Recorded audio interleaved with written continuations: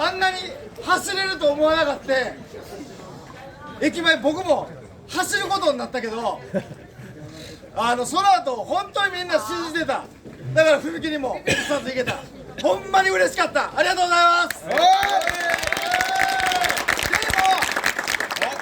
今日は宵宮です。明日が本宮、いや昼宮。明日がええとこ、一番ええとこです。今日こんだけできたんだから、みんな明日めっちゃいい祭りができるはず。皆さん明日6時に必ず集合してください。今日はありがとうございま